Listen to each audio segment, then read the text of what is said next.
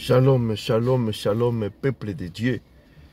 Je suis votre humble serviteur, le pasteur Pierre Martins. Je voudrais partager avec vous la parole puissante de Dieu et une petite exhortation aujourd'hui dimanche. Peut-être vous avez déjà entendu, tu as déjà entendu.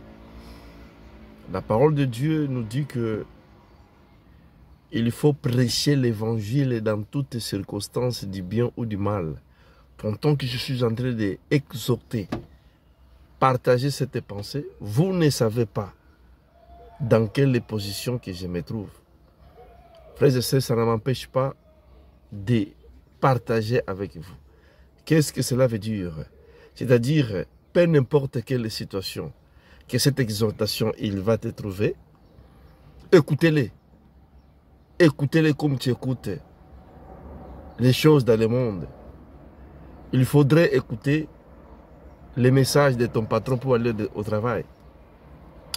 Il faudrait écouter les messages de ta femme pour acheter ou vendre. Il faudrait écouter les messages des voisins et des voisines. Il faudrait écouter les messages de la famille. Il faudrait écouter, il faudrait écouter. Alors, la priorité pour nous les chrétiens, c'est d'écouter Dieu. Comme la Bible dit dans les livres d'Ésaïe. Écoute, ton âme vivra. Écoute la parole. Écoute l'évangile. Écoute, ainsi dit l'Éternel. Alors, pour tous qui vont m'écouter, ce message vraiment est très important. Le thème de ce message de ce soir, je l'intitule « Les vrais noms de Dieu ». C'est important, frères et sœurs. Aujourd'hui, il y a tellement de la confusion dans le monde. Il y a des troubles. Nous voyons aujourd'hui les gens qui ne connaissent pas le Seigneur, des religieux, des religions. Il y a beaucoup de gens qui sont dans la confusion. C'est pour cela que quand le Seigneur Jésus est venu lui-même, il a eu aussi ces problèmes avec les siens, les pharisiens et les scribes. Jésus a été clair. Qu'est-ce que j'ai compris en méditant ce message? Ma sœur, mon frère, toi qui vas m'écouter, la parole puissante de Dieu, ce n'est pas réservé aux gens qui n'ont pas la connaissance. La parole de Dieu, ce n'est pas charnel. La parole de Dieu, c'est spirituel. C'est la raison pour laquelle Jésus a rencontré ces difficultés avec les siens. Parce que les gens, ils étaient charnels à 1000%. Nous allons parler le vrai nom de Dieu. Parce que nous voyons dans la Bible que Jésus lui-même, il priait et il disait aux gens, je suis venu au nom de mon Père. Mon Père m'a envoyé. Et en disant cela, que je suis venu au nom de mon Père m'a envoyé, a suscité l'incrédulité aux gens qui n'ont pas voulu le comprendre. Et les gens qui n'ont pas voulu comprendre qu'est-ce que Jésus est venu faire. Aux gens qui étaient attachés aux traditions et des coutumes à cause de leurs profits. Nous sommes les enfants de Dieu. Comme la Bible dit, la nourriture solide, ce n'est pas pour les enfants, c'est pour les adultes. Les enfants, ils prennent de l'eau maternelle. Si vous voulez grandir avec le Seigneur, il faut atteindre des niveaux d'incirconcis, pas le niveau des incirconcis. Si nous voulons atteindre le niveau de la connaissance parfaite de Dieu, nous devons chercher à connaître qui est Jésus. Nous devons méditer, nous devons lire la parole de Dieu et de les considérer et de les prendre spirituels. La parole de Dieu, ce n'est pas charnel. Un homme est charnel. La Bible est claire, tout ce qui est né de la chair est de la chair. Tout ce qui est né d'esprit est d'esprit. Pour comprendre les choses de Dieu, nous devons être spirituels. C'est la raison pour laquelle on dit que les choses de Dieu, ils sont spirituels. Le vrai nom de notre Dieu. Parce qu'il y a beaucoup de gens aujourd'hui qui sont dans les confusions. Les gens qui prient les pères, jusqu'à aujourd'hui, les gens continuent à prier les pères. Et Jésus-Christ de Nazareth, celui qui sauve, celui qui donne la vie. Jésus-Christ, le créateur des cieux et la terre. Le vrai nom de notre Dieu, c'est Jésus-Christ de Nazareth. Ma sœur, dans quel nom prie-tu? Il y a beaucoup de chrétiens. 20 ans, 30 ans dans les églises, jusqu'aujourd'hui, ils ne connaissent pas le nom de Jésus. Ils ne connaissent pas le vrai Dieu. Ils continuent à prier au nom du Père, du Fils et du Saint-Esprit. Ils continuaient. Il y a les gens qui sont en train d'induire beaucoup de peuples de Dieu dans les erreurs. Nous allons lire la Bible. Pour la bonne compréhension, nous allons commencer par Ésaïe 7, verset 14. Nous allons voir qu'est-ce que la Bible dit au sujet. Alléluia.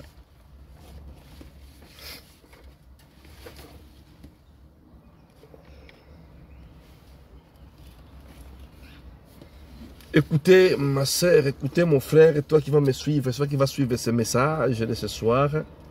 La Bible est claire ici, Ésaïe 7, verset 14. C'est pourquoi le Seigneur lui-même vous donnera un signe. La jeune fille est enceinte, elle mettra au monde un fils. On l'appellera du nom d'Emmanuel, Dieu avec nous. C'est-à-dire Dieu au milieu de nous. Alors Dieu, il donnera lui-même les signes. Voilà là où il y a des problèmes aujourd'hui. Le problème, c'est des signes. Ésaïe, qui fit un grand prophète, il a déjà prophétisé sur la venue de Jésus-Christ, qu'il viendra. Un fils, il sera né, on l'appellera Emmanuel, Dieu parmi nous. Alors la Bible dit c'est un signe. Alors c'est là où il y a des problèmes. Comme les gens ils sont trop charnels, ils n'arrivent pas à distinguer les signes par lesquels Jésus avait donné.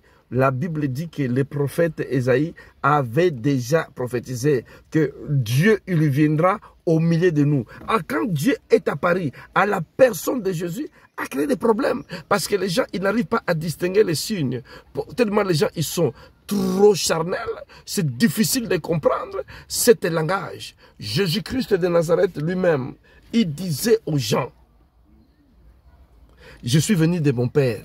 Mais pourquoi Jésus disait aux gens, je suis venu de mon Père? Parce que le monde entier, les gens invoquaient le Père. Les gens priaient le Père, l'Éternel des armées. Je voulais vous apprendre, ma soeur, dans la Bible, il y a 72 appellations de Dieu. 72 appellations. L'Éternel des armées, Yahvé, Adonai, Elohim, El Shaddai, Jéhovah, etc., etc. 72 appellations. Alors, si les gens, ces 72 appellations, il y a des religions et des religions qui sont nées dans les appellations. Les appellations de Dieu, il ne sauve personne. Les appellations, il ne guérit personne. Les appellations de Dieu, ce sont les appellations. Alors lui-même, quand il a descendu sur la terre, il a dit aux gens, je m'appelle, mon nom c'est Jésus-Christ de Nazareth. Et Jésus, pourquoi il disait aux gens, je suis venu de mon Père. En tout sachant, nous sommes tous dans un pays développé.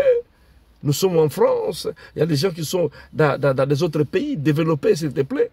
On sait que quand quelqu'un met au monde les enfants portent le nom de son Père.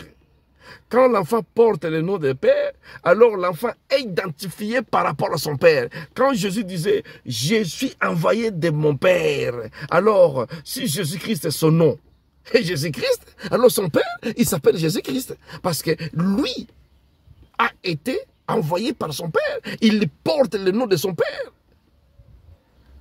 Pour comprendre ces choses, nous devons atteindre la dimension de la compréhension des spiritualités. C'est la raison pour laquelle les peuples de Dieu souffrent aujourd'hui.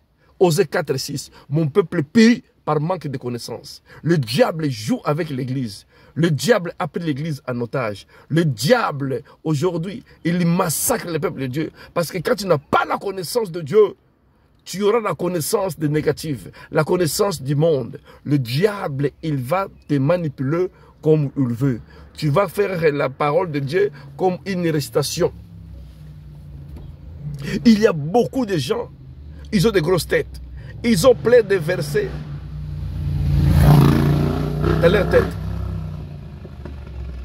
Ma sœur, il y a de la différence entre la Bible, entre les Écritures et la parole de Dieu. La parole de Dieu, c'est dans le cœur. Quand la parole entre dans le cœur, la personne change. Mais aujourd'hui, on voit même les occultistes, ils utilisent la parole. Même les sorciers, les pasteurs marabouts, les pasteurs sorciers, les pasteurs démoniaques, ils prêchent dans la parole, ils ne le mettent pas en pratique.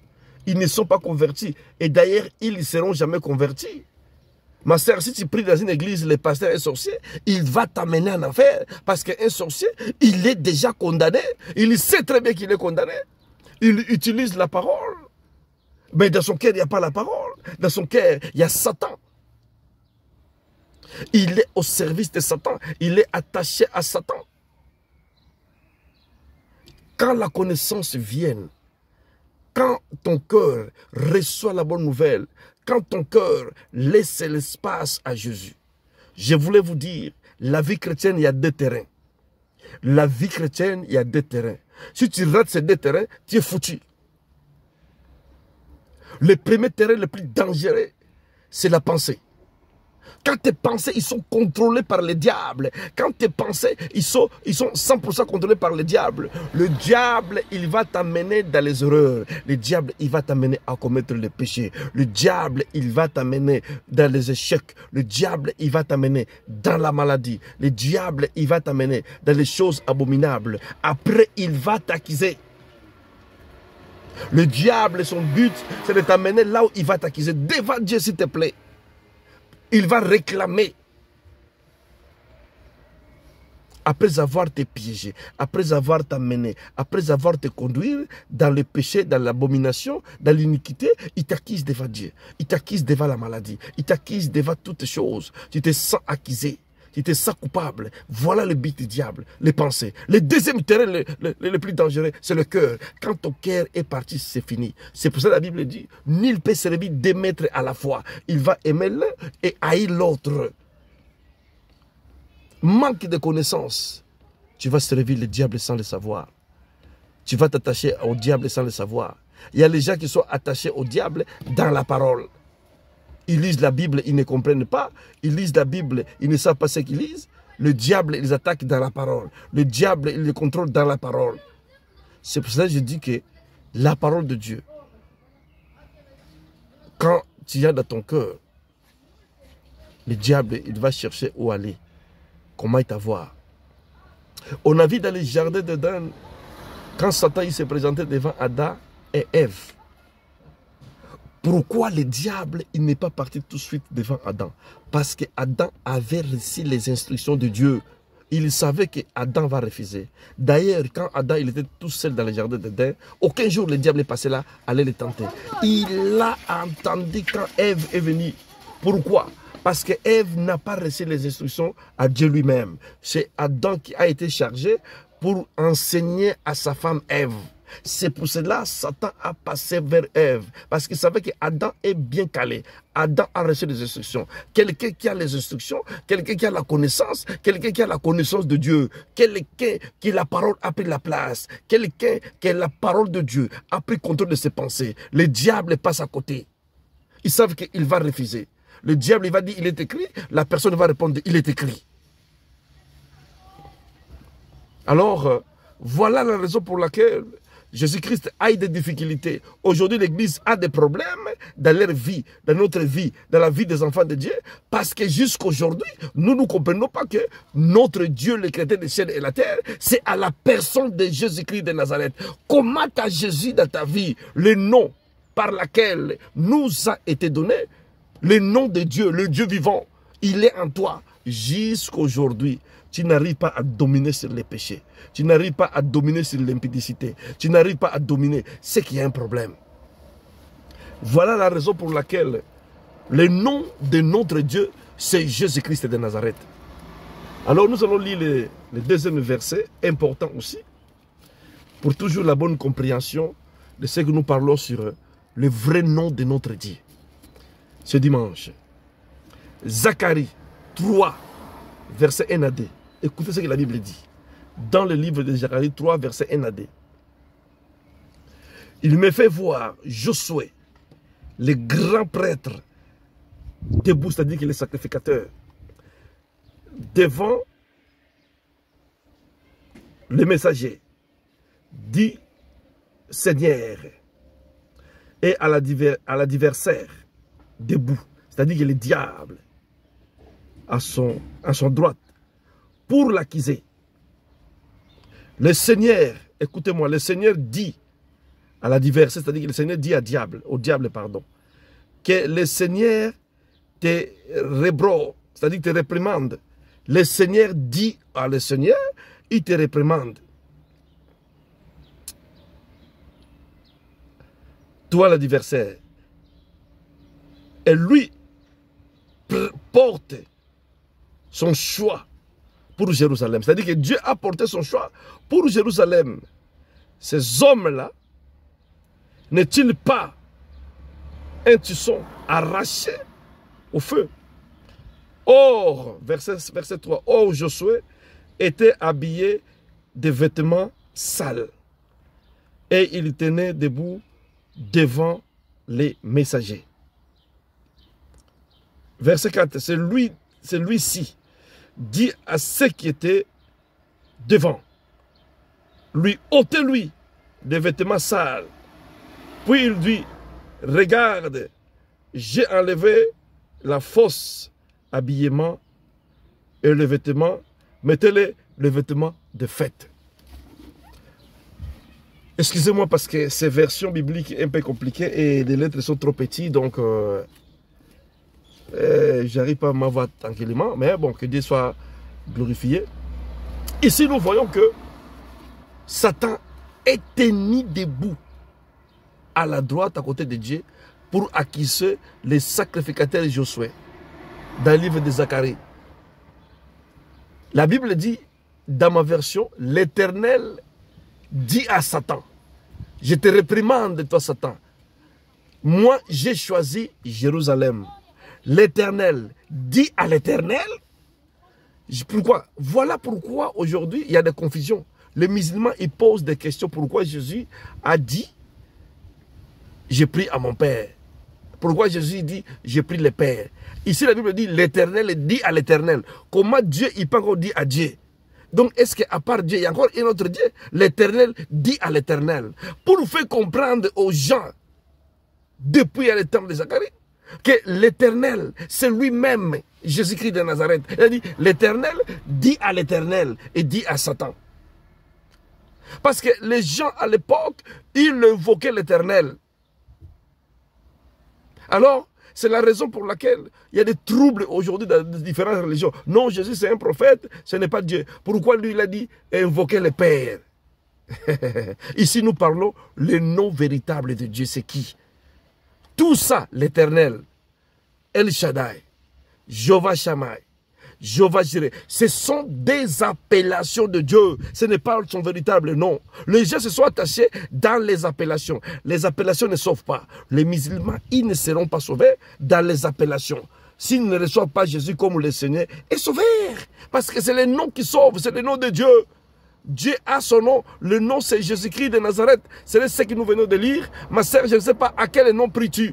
À qui as-tu fait confiance? Attention avec les appellations de Dieu. Les diables, les pasteurs sorciers, les marabouts utilisent les appellations pour vous tromper dans les églises.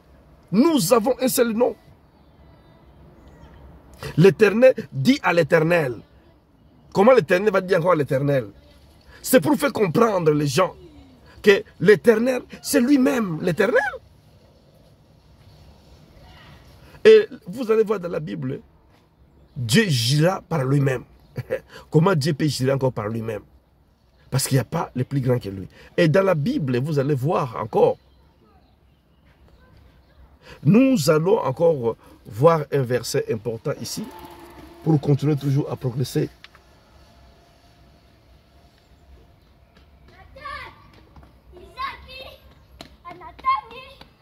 Nous allons voir encore un verset important pour la bonne compréhension de ce que nous sommes en train de dire. Dans le livre de Jean 1, verset 51. Ça, c'est l'histoire d'Abraham, l'histoire des pharisiens et des scribes. Mais nous allons d'abord voir Jean 1, 51 pour la bonne compréhension, toujours de ce que nous sommes en train de parler ce matin. Pardon, ce soir. Ma sœur, ne sois pas déconnectée, celui qui va m'écouter, c'est important. L'Église aujourd'hui amène trop de troubles. Jean 1, verset 51, qu'est-ce que la Bible nous dit?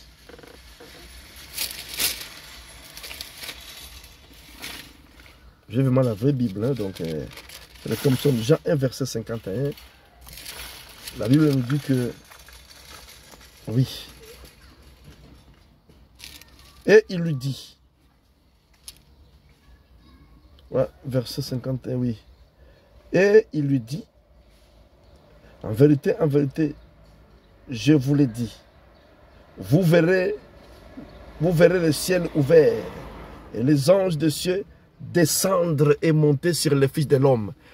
Voici Jean 1, verset 51. En vérité, je vous ai dit, vous verrez désormais. Ça, c'est le Nouveau Testament, ma sœur, mon frère, c'est toi qui vas m'écouter. Ce n'est plus l'Ancien Testament. L'Ancien Testament, de Genèse, Apocalypse, la Bible a parlé des venues de Jésus. La Bible a parlé de Jésus. De Genèse, Apocalypse. Juste, il faut avoir la compréhension spirituelle. Il faut avoir la révélation. Il faut avoir l'inspiration. L'inspiration, c'est le monde de Dieu. Quand tu n'es pas révélé, quand tu n'as pas l'inspiration, tu vas t'attacher aux appellations de Dieu. C'est là où les occultistes, c'est là où le diable profite. Ici, la Bible dit, dans le livre de Jean 1, verset 51, Jésus parlait aux scribes, il parlait aux gens, désormais vous verrez. Regarde ce que la Bible dit, désormais vous verrez les ciels ouverts, les anges descendre et monter sur le Fils de l'homme. Pourquoi le ciel va ouvrir et pourquoi les anges ils vont descendre, ils vont monter? Ma sœur pose des questions. Parce que le Dieu a descendu sur la terre, le ciel est resté. C'est pour ça que les anges en cheval, ils montent, ils descendent. Parce que Dieu, il était sur la terre. Il avait déjà annoncé ça. Il avait déjà annoncé ça dans le livre d'Ésaïe 7, verset 14, qu'il sera né un homme parmi les hommes. On l'appellera Emmanuel, Dieu parmi les hommes. Alors le ciel est resté. Alors lui, quand il était sur la terre, les anges, ils partaient, ils montaient, ils partaient, ils montaient. Il a dit, vous verrez vous-même que le ciel sera maintenant ouvert. Ma sœur, pourquoi le ciel a été ouvert? Que les gens voient que le ciel ouvre et que les anges montent et descendent. Parce que lui, il était ici sur la terre. Le royaume a descendu. Il a dit aux disciples que le royaume des cieux est descendu parmi vous. Qui vit au royaume? C'est Dieu. C'est-à-dire que Dieu a descendu parmi nous. Pourquoi je parle de ces choses, ma sœur? Si ta compréhension jusqu'à aujourd'hui est terre à terre, tu vas souffrir. Le diable, il ne veut pas que nous parvenons à la connaissance. Si jusqu'à aujourd'hui tes pensées ils sont à la captivité, tu vas souffrir. Et Jésus-Christ a dit aux disciples, même si les démons vous obéissent, mais réjouissez-vous parce que votre nom est écrit au ciel. Et réjouissez-vous parce que le royaume des cieux est descendu parmi vous. Il parlait aux disciples que le royaume est descendu. Donc il disait que je suis là, je suis descendu pour vous donner le royaume. Ma sœur, désormais tu verras le ciel ouvert, les anges monter et descendre. Si Jésus-Christ de Nazareth, il est en toi, ma sœur, tu verras le ciel ouvert. Tu verras les anges descendre sur toi. Tu verras le ciel ouvert. Si Jésus-Christ est sur toi. Qu'est-ce que Jésus a dit? Il a dit, je pars, je ne vous laisserai pas orphelins.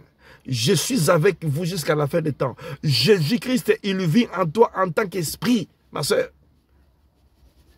Il vit en toi en tant qu'esprit. Et il a garanti aux disciples pour leur dire que désormais votre nom est écrit dans les livres de vie. Regarde, ma soeur. Et la Bible dit, nous allons appeler les choses qui n'existaient pas en existence. Si ton nom est écrit dans les livres de vie, quand tu fais la prière, tu appelles la guérison, tu appelles la puissance. À là-bas au ciel, ton nom est écrit. Donc, c'est-à-dire que le ciel, il te connaît. Les choses qui te demandent, ce sont les choses spirituelles, ils te connaissent. Ma sœur, jusqu'aujourd'hui, 20 ans, depuis que tu as reçu Jésus comme le Seigneur, tu continues à suivre des faux prophètes. Un prophète qui prêche, plein, l'église est pleine. Je n'ai pas besoin de citer les noms, ça fait mal au cœur. Le Congo, comment les gens sont naïfs. Un prophète qui prêche, plein, l'église est pleine. On l'appelle Daddy, il est trop fanatique. Les gens sont trop fanatiques de lui. Il dit aux gens, la personne est venue ici, je lui ai guéri. Et les gens acclament. Donc c'est lui qui l'a guéri. Hey! Qui es-tu de guérir quelqu'un? Quand quelqu'un parle, je lui ai guéri, je fais ça, c'est l'antichrist, c'est le diable lui-même qui parle. Quelqu'un qui a Jésus, il ne dit jamais j'ai guéri. Jésus-Christ a guéri. Parce que Jésus-Christ, il est à nous. Quelqu'un ne peut pas dire j'ai. C'est Jésus-Christ. Et la Bible dit dans le livre de Jean 15, verset 5, « Sans moi, vous ne pouvez rien faire. Sans moi, vous ne pouvez rien faire. » Ma soeur, es-tu Jésus de ta vie? Nous allons appeler les choses qui n'existent pas en existence. Quelqu'un qui est Jésus-Christ est en lui. Il verra maintenant le ciel ouvert. Il a dit désormais, Jean 1, verset 51. Vous verrez le ciel ouvert, les anges descendent. Pourquoi les anges vont descendre? Parce que lui a laissé le ciel, il a descendu sur la terre. 1 Jean 3, verset 8. Jésus a laissé son trône, il a descendu pour détruire les œuvres des ténèbres. Il est venu pour détruire tout ce qui était en toi, pour que tu sois libre. Et ma sœur, je voulais encore te garantir, mon frère, toi qui m'écoutes, tu ne peux pas aller au ciel si tu ne vis pas le ciel sur la terre. Le ciel est déjà descendu sur la terre. Tu dois commencer à vivre le ciel sur la terre avant d'aller au ciel. Tu dois vivre le ciel ici sur la terre. Quand tu appelles les choses qui n'existent pas en existence, les choses là qui viennent, ils ne viennent pas pour rien. Ils ne viennent pas à n'importe qui. Ils viennent aux gens qui habitent au ciel. Donc quand tu pries, tu n'es pas parti voir un pasteur pour te poser les mains, pour te donner un coup de pied. Tu pries tout seul à la maison. Tu poses les mains à ton fils ou à ta fille, la guérison vient. C'est que le ciel, il te connaît. Parce que tu n'es pas parti chercher quelqu'un, tu as cherché Dieu. Donc ton nom est enregistré au ciel. Donc la guérison, il te connaît. Le mariage, il te connaît. La santé, il te connaît. Tout ce que nous cherchons, il te connaît. Tu appelles, les choses viennent. Jésus-Christ, c'est le nom de notre Dieu. Es-tu Jésus-Christ de Nazareth?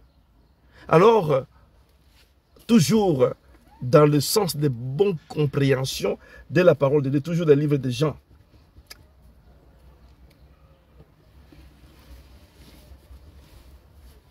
Toujours dans le livre de Jean, Jean 8, verset 56-59.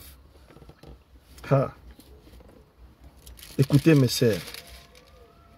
Ici, c'est la discussion des pharisiens et les scribes sur Jésus.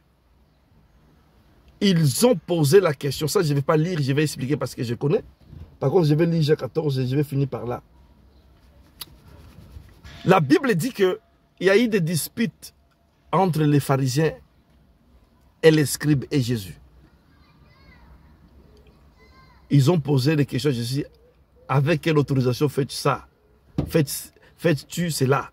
Les miracles, l'évangile, la guérison. Tu as traumatisé le peuple.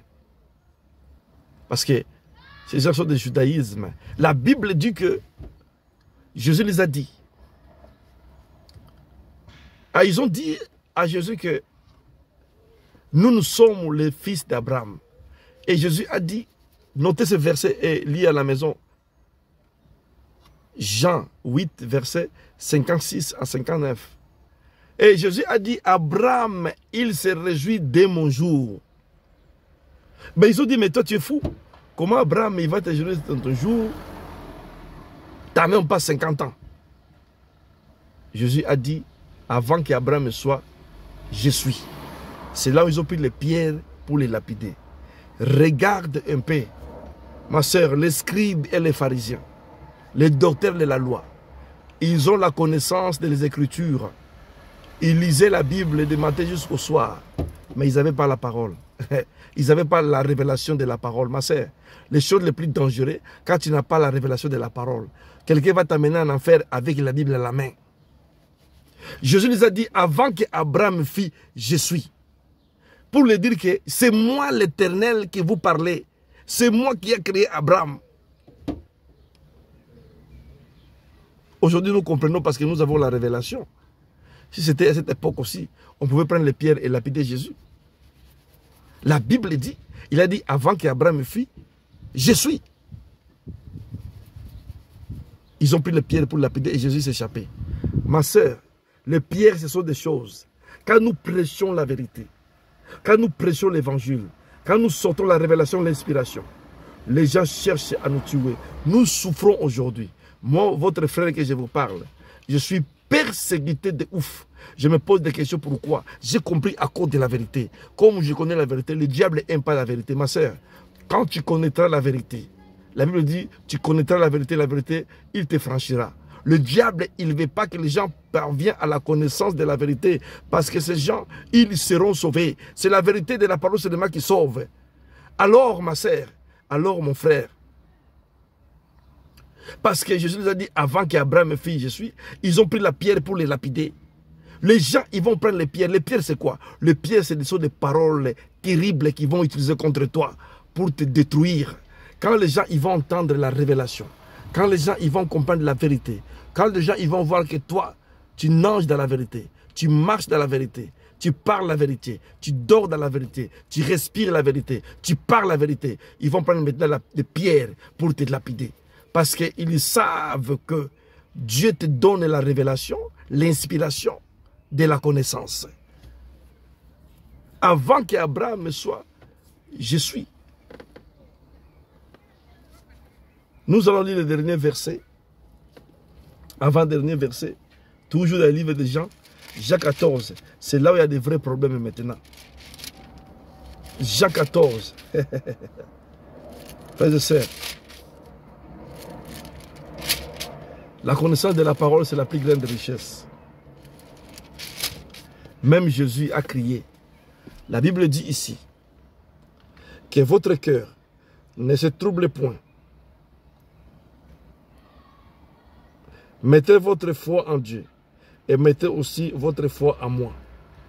Mettez votre foi en Dieu et mettez aussi votre foi en moi. Alléluia. Il y a beaucoup de places, il y a beaucoup de demeures dans la maison de mon Père. Sinon, vous aurez dit que je vous allais préparer une place. Si donc je m'en vais vous préparer une place, je reviendrai vous prendre auprès de moi, pour que là où je suis, que vous soyez vous aussi. Et là où moi je vais, vous savez les chemins. C'est là où a commencé les problèmes. Si vous voyez, je lis un peu doucement parce que ici c'est un peu noir, je ne vois pas bien, mais bon, je vais me débrouiller. La Bible dit ici toujours dans le livre de Jean 14, verset 5. Thomas lui dit, Seigneur, nous ne savons pas où tu vas. Comment saurions-nous les chemins? Verset 6, Jésus lui dit, c'est moi qui suis le chemin, la vérité et la vie. Personne ne vient au Père, sinon par moi. Verset 6, je suis le chemin, la vie et la vérité. Personne ne vient au Père que par moi. Ma sœur, voilà ce que je viens de dire tout à l'heure. Le Père, c'est une appellation. Celui qui parlait, c'était Jésus. Il a dit à Thomas, personne ne vient au Père que passer par moi. Mais le monde entier, avant la venue de Jésus, les gens priaient le Père, les gens invoquaient le Père, l'éternel de